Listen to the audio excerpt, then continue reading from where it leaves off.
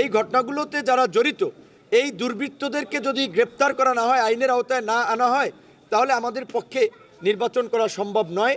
আমাদের ওইখানে গলাচিপা 10 মিনায় একজন স্বতন্ত্র প্রার্থী, তিনি যেভাবে ধারাবাহিকভাবে সন্ত্রাসী কার্যক্রম করে যাচ্ছেন, আপনারা জানেন যে গত কয়েকদিন আগে 10 মিনা উপজেলার চরবোরহান ইউনিয়নে আমাদের নেতাকর্মীদের উপরে আক্রমণ করা হয়েছিল, তাদেরকে আহত করা হয়েছিল, অফিস ভাঙচুর করা হয়েছিল এবং পরবর্তী দিন গলাচিপার বকুলবাড়িয়াতেও আমি একজন প্রার্থী, আমাকে অবরুদ্ধ করা হয়েছিল এবং আমাদের উপরে ইটপাটকেল নিক্ষেপ সহ সেখানে ককটেল বিস্ফোরণ ঘটানো হয়েছিল। পুলিশের প্রশাসনে একজন সদস্য ডিএসবির লোক আহত হয়েছিল। এই দুটো ঘটনার পাশাপাশি ওই বকুলবাড়িয়াতেই পরের দিন আমাদের একজন সমর্থককে, আমাদের একজন এজেন্টকে কুপিয়ে জখম করেছে। চর কাজল ইউনিয়নের চরশিবাতে একজন আমাদের ট্রাক মার্কার নারী কর্মীকে রাতে রেপ করে ঘটনা ধামাচাপা দেওয়ার চেষ্টা করেছিল। সকালবেলা সেই নারী সেই ঘটনাটি প্রকাশ করায় তাকে মারধর করে শেষ পর্যন্ত হত্যা করেছে। গত পরশুদিন গলাচিপার আমখলা ইউনিয়নে আপনারা দেখেছেন যে আমাদের একজন সমর্থকের বাসায় অগ্নিসংযোগ করে তাকে হত্যার চেষ্টা করেছে। বিশ্ববিদ্যালয়ের ছাত্র দলের নেতা আবু হুরায়রা তাকে এর আগে জনাব হাসান মামুন নিজে দেখে নেওয়ার হুমকি দিয়েছিলেন এবং গতকালকে তার বাসার সামনে নির্বাচনী অফিস এবং দোকানপাট অগ্নিসংযোগ করে জ্বালিয়ে দিয়েছেন, পুড়িয়ে দিয়েছেন। এই ঘটনাগুলো আমি প্রতিনিয়তই পুলিশ সুপার এবং ডিসি সাহেবকে অবহিত করে আসছি যে এই ঘটনাগুলো যারা ঘটাচ্ছে এটা একটা সন্ত্রাসী চক্র। তারা নির্বাচন বানচাল করতে, জনমনে আতঙ্ক ছড়াতে, জনগণ যেন ভোট কেন্দ্রে না যায়, জনগণ যেন আতঙ্কে থাকে, সেজন্য এই কাজগুলো করছে।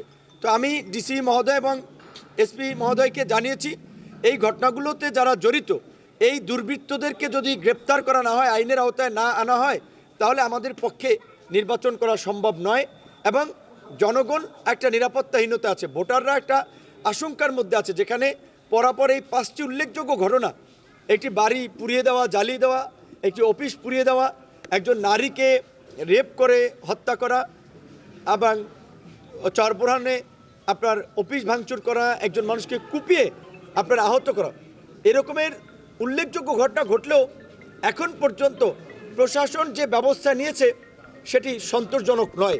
আজকে আমি আপনাদেরকে জানিয়ে রাখতে চাই, আমি নির্বাচন কমিশনের যে সচিব মহোদয় তাকেও এই ঘটনাটি জানিয়েছি এবং পুলিশের আইজিপি তাকেও আমি জানিয়েছি।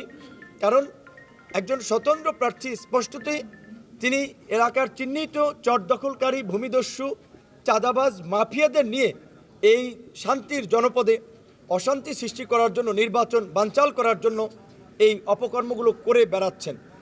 এই অপকর্ম যদি থামানো না হয় এবং ব্যবস্থা না নেওয়া হয়, তাহলে আমাদের এজেন্টরা, আমাদের ভোটাররা চরম একটা নিরাপত্তাহীনতার মধ্যে আছে। তো আমি একটি দলের প্রধান, আপনারা জানেন ডাকসুর ভিপি ছিলাম, এখন একটি বড় রাজনৈতিক দল ও জোটের সমর্থন নিয়ে নির্বাচন করছি।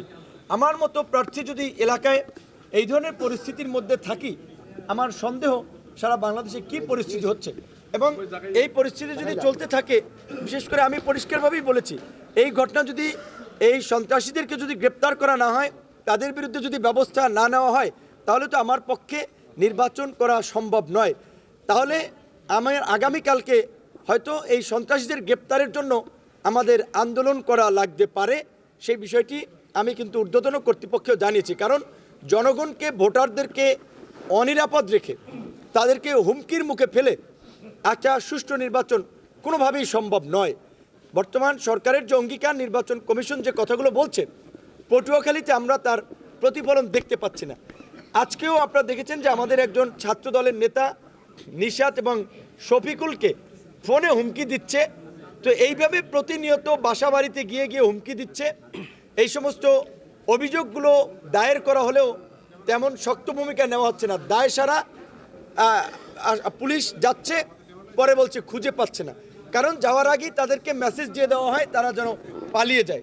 তো এই বিষয়ে যদি প্রশাসন শক্ত পদক্ষেপ না নেয়, তাহলে এই অবস্থায় কোনোভাবেই একটা সুষ্ঠু গ্রহণযোগ্য নির্বাচন করা সম্ভব নয় এবং প্রার্থী হিসেবে আমি একটা চরম নিরাপত্তাহীনতার মধ্যে আছি, জানি না ভোটের দিন ভোট কেন্দ্রে কী হয়। তো আমি আমার এই ভোটারদেরকে বলবো, আমি আপ্রাণ চেষ্টা করে যাচ্ছি আপনাদের নিরাপত্তা, একটা নিরাপদ পরিবেশে এই ভোটের আয়োজন করার জন্য। আশা করি প্রশাসন এই অভিযোগগুলো আমলে নিয়ে এই চিহ্নিত দুর্বৃত্ত সন্ত্রাসীদের বিরুদ্ধে ব্যবস্থা নেবেন।